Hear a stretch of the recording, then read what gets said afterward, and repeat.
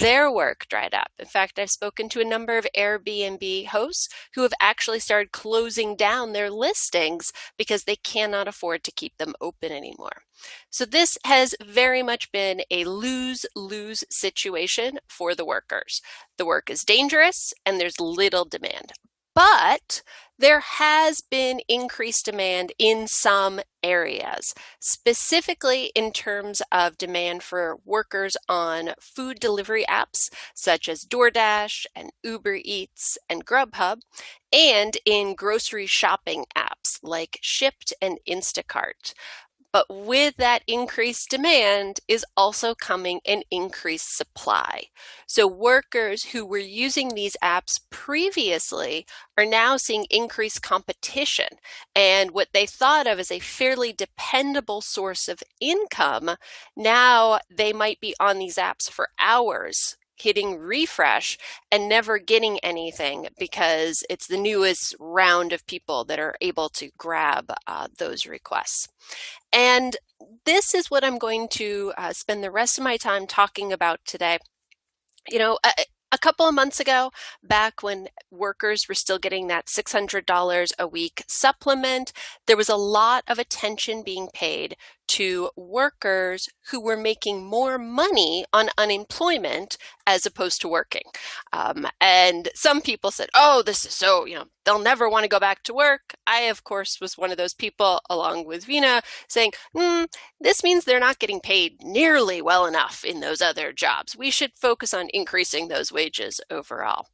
The workers that we have interviewed who were making more money on unemployment with that supplement have actually used this opportunity to start developing businesses, taking online classes, and trying to develop careers that are not gig-based. But in my research, I've also found that a number of workers have actually turned to gig work from previously more stable employment because of their experience of unemployment. And so we found that workers have turned to what we call the side hustle safety net because they didn't know that they were eligible for unemployment. They didn't want unemployment because of a stigma associated with it, or because they simply could not wait any longer for their unemployment benefits.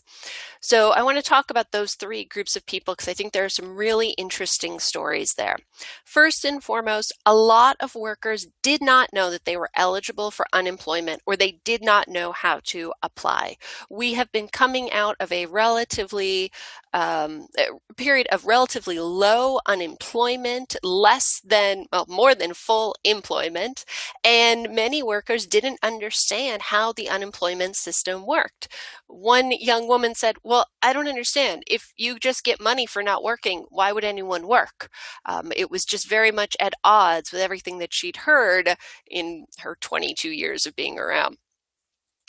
Workers in many cases also felt that they were not eligible if they had been part-time workers or if they were independent contractors. Workers who were getting paid under the table or who were being paid cash also felt that they probably were not eligible and in many cases didn't attempt to apply. And especially concerning are the situations of immigrant workers, many of whom believed that they were not eligible for any type of unemployment funds, and instead they were turning to public assistance programs as an alternative. And many of these workers are documented, they are green card holders, but they were worried about what turning to unemployment might mean for them in terms of obtaining future citizenship. We also had a number of workers who did not want to apply for unemployment. They felt that it was stigmatized. They had heard all of this rhetoric about being dependent on the government, and they felt that a job was a job, even if it paid less than unemployment. For some workers, getting a job in the gig economy was actually considered to give them a sense of destiny control, even though it really was kind of raising potential problems for them. And in some cases, it was considered to be an alternative to being trapped at home, especially in New York, where many of those homes tend to be a little bit smaller. They tend to be crowded. You might have multiple generations living in relatively close confines. And then our third category are these workers who could not wait. These were individuals who pursued gig employment because they felt unable to wait for unemployment assistance. They were waiting 3, 4, 5, 6 weeks. They would get some money, then they'd be told they didn't qualify. Then they'd get some more money and be told they didn't qualify again. Some of these workers are truly turning to gig work as an occupation of last resort. They are desperate to feed their families. They've started going to food banks. They have been waiting in pantry lines, and this is the only way they can think of to get money for their landlord and to feed their families. So this pandemic means that we've seen a number of workers turning to the side hustle safety net when they experience job loss or a slashing of their work hours. Now, I was also asked to talk a little bit about demographics.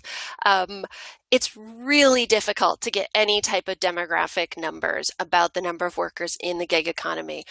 There are federal studies saying that a third of workers are turning to some form of gig work, but that's not necessarily just platform-based. So if an individual is mowing lawns around their neighborhood and getting paid in cash, that qualifies as gig work.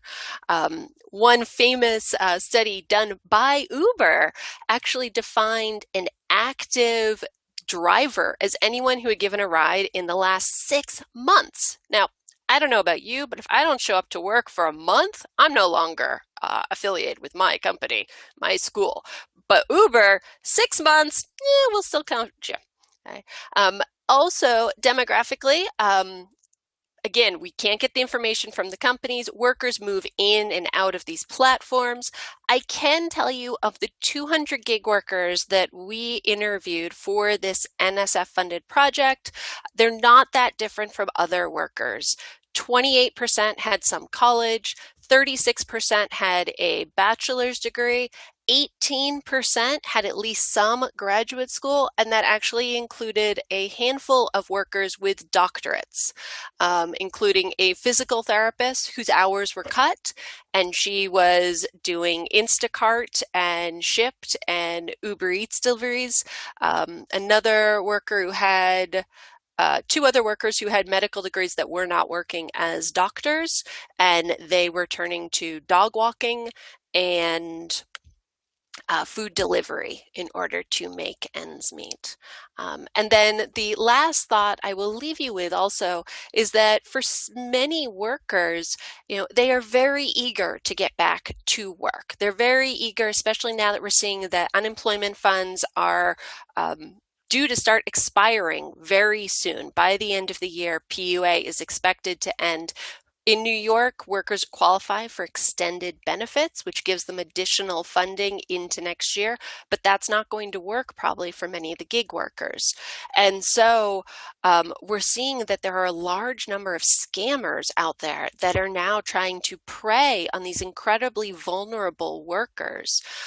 Workers are developing these strategies to avoid scam jobs, so looking for red flags. And these scam jobs are not just on websites like Craigslist. They're also on Indeed. They're on Google Jobs. They're on the Creative Freelancer job search websites. Scam artists are trying to hire workers for repackaging scams, for overpayment scams, check printing scams, and in some cases, workers are experiencing this crazy bait and switch where they apply for a job that seems good, something that's working as a secretary and making $25 an hour, nothing that seems crazy, and yet they're getting bait and switched into being sent information for these scams, or in some cases even sex work positions. So it's very much a scary Wild West out there for workers who are unemployed or underemployed during this pandemic. And those workers in the gig economy are especially vulnerable right now. Dr. Ravenelle, thank you so much for your comments. Could I start with the question, do you see the American workforce going this way, say 10 years from now, 20 years from now? Do you see more of the American workforce moving towards contract work? Unfortunately, yes. We've seen the adjunctification of the academy. We've seen that companies will increasingly try to do anything they can to reduce their costs and to reduce their obligations to labor. And so I think we're going to see many more jobs become 1099 based, become independent contractors with none of the protections that, quite frankly, generations of our grandparents and great grandparents fought for. This gig economy, this movement to 1099 employment is very much a movement forward to the past. Absolutely. Carlos Roa had a question for you. Carlos? It is quite an important Uh, question. So, oh are you yeah, there? my question. Yeah, hello, hello. Is there hi, hola? Is there some way to come up with a plan to migrate those workers who depend on gig economy as primary income to jobs that are now so underpaid and unrewarded? Is there a way to migrate them over, find them more stable jobs? Yes, I think that's Yes. what See, Carlos was that's my asking. question. Yes. Yes. So this is interesting. Sunita mentioned hustle and gig at the beginning. I've done follow-up work with the individuals that I interviewed for hustle and gig.